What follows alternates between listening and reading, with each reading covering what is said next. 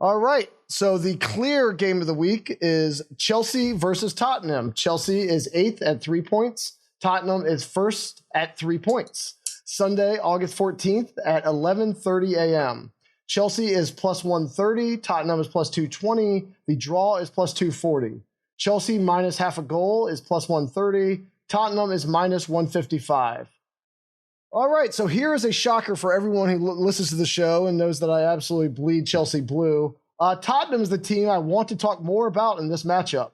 Ooh. I obviously hate the club, but I have to say I kind of love this team, and I like their future odds more than everybody else's. In fact, my favorite current futures bet right now is for them and City to finish 1-2 at a super tasty plus 470. Liverpool is the obvious obstacle there, but they've already dropped points and they have the Thiago injury to contend with. Meanwhile, Tottenham looked unbelievable in that opener, and their front three is so much fun to watch. All three can finish, and all three can pick a pass from anywhere on the pitch to open up any of their teammates for a goal. Pulisic brings improved quality to the wingback spot that is critical in Conte's system. They have so much attacking quality, and they have one of the few managers in the world, particularly in the Premier League, that actually matter, as we've talked extensively last year about Brett. And now they've had an entire offseason to commit to his style, unlike last year. So I'm probably overreacting to one game, but I was bullish on them ahead of the weekend, and now I want to load up on them even more.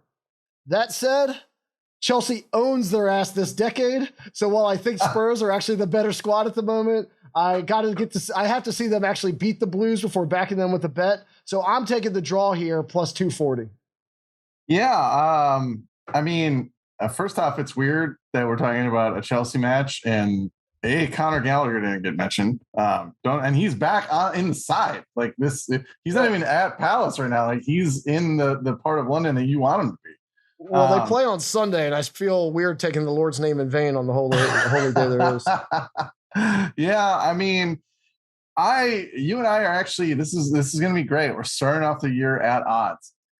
I like Antonio Conte. I think he is one of the best managers in the world. I think Harry Kane is an incredible player.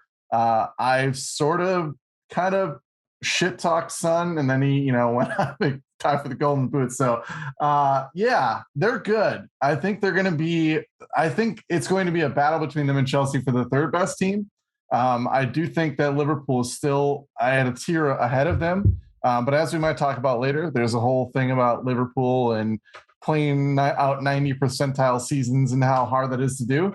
But yeah, I think that they're going to be really tough. I think that futures bet is interesting because Liverpool is probably a Darwin Nunez like mediocre season and a front three injury away from definitely falling out of that number 2 spot.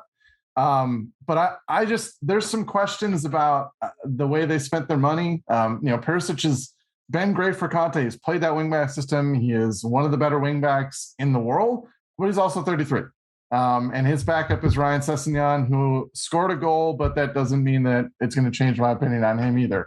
They also spent a bunch of money on Richarlison, my boy from Everton, one of the most overrated attacking players in the world.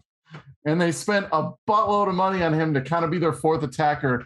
But the big thing is they are now going to have Champions League games to contend with midweek. And that means it's going to test squad depth. It's going to wear guys out.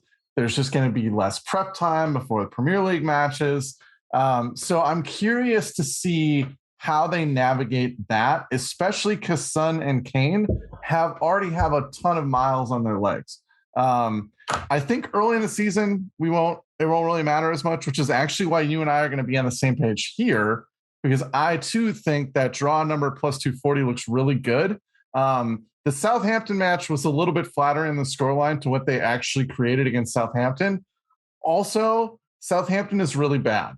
All right. I mean, you're going to start throwing SG at me already, and I'm going to throw it back at you throughout this year because I spent a little bit of time trying to get a little bit smarter over the offseason. Right. I also watched the game, and if Son had been finishing at his normal quality, regardless of what the XG says, my eye says they should have won 6-1. So I know Southampton wasn't good, but Son kind of choked away 2 great opportunities, and the finishes that they created, weren't like world class. They just created excellent opportunities over and over again. Yeah, I mean, and they're going to have those matches too. And I think in a lot of ways, the Hassan Hoodle Southampton side, even though they had some weird matches against them last year, it does set up very well for Son because that's his thing, is to get in behind. Kulishevsky and Kane can pick out those passes. That typically is a match that should be a field day for Son, and it was. But that said, they still only created about 1.5 expected goals in the entire match, finishing aside, which isn't that like blow the doors off, oh my God, here comes Spurs type of moment, especially given the quality of the team and how the opposite of bullish I am on Southampton this year. But I do think that they're going to be good. I think that Chelsea also, it's been a tumultuous offseason. It's been weird. I've liked the Sterling signing. Yeah, I've liked the Sterling signing, as you and I have talked about offline. But I mean, and you can weigh in on here. It looks to me, as Piliqueta gets extended, right? They bring in Koulibaly. They are committing to this back three, and Cucurella too basically can function either as a wing back or that left-sided center back in a back three. So you and I had talked kind of prior to the offseason and the player movement starting, then maybe this was the time that like a 4-3-3 or a 4-2-3-1 with all the really good midfielders is going to come around. Do you think this back three is now here to stay? Do you think after their first match against Everton that Tuchel is going to get back to just suffocating the life out of opponents this year? Is that what we're looking at? I do think that's what we're looking at. I also think Chelsea is an unfinished product right now. I think they're still extremely active in the transfer market, and I think we're going to see some more activity. So trying to project what they're going to look like in May when there's still 3 more weeks to sign players is one reason we're not actually covering a lot of futures right now. Like, I know, this is the time of year people love to do season previews, but I think it's a little bit silly, right? Like, yeah, because we could still have big. NFL, NBA, MLB, like trade activity or player movement doesn't happen until later in the season. Here, that we're still during the most active period, and these rosters are still unformed. That said, I don't know if they're all in on Declan Rice 2023, 2024, but I do think they're going to need a signing of that ilk before they can fully commit to a 4-2-3-1 or a 4-3-3.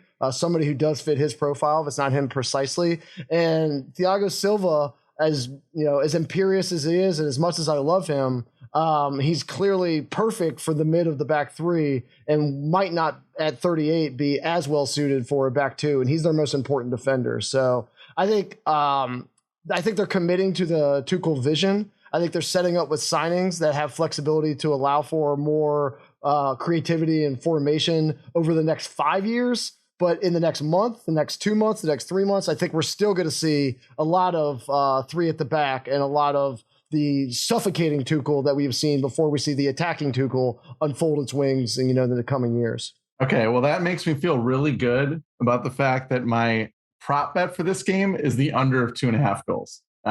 Chelsea basically only created like the penalty opportunity against Everton. In their defense, Everton was playing a super defensive formation with basically wing backs and defensive wingers and like a 3-4-3 to kind of match them. But the big thing that Chelsea did is they tilted the field, they kept the ball, encouraging signs there. I still just don't see where this game gets goals. I think this is going to be a really ugly game. Spurs gave up a lot more actual goals than their XG when Conte came on board. But basically than when we saw him in Italy, Conte's system is a little bit more defensively sound. And I just think this is going to be like a knockdown, drag out slugfest of a match, especially early in the season with new faces going in and out of the picture for each team. I think this is going to be just kind of an ugly letdown of a game, which is why I like the under the 2.5. Yeah.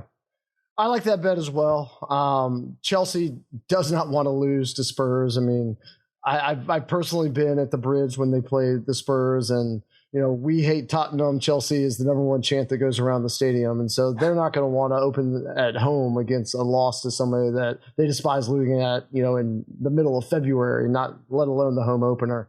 So I think they're going to play it tight. They're going to play it compact, and I also expect an under 2.5, like 0-0, 1-1. 2-1 is like a stretch of what I can see in this game. I don't think either side's going to rip the other open.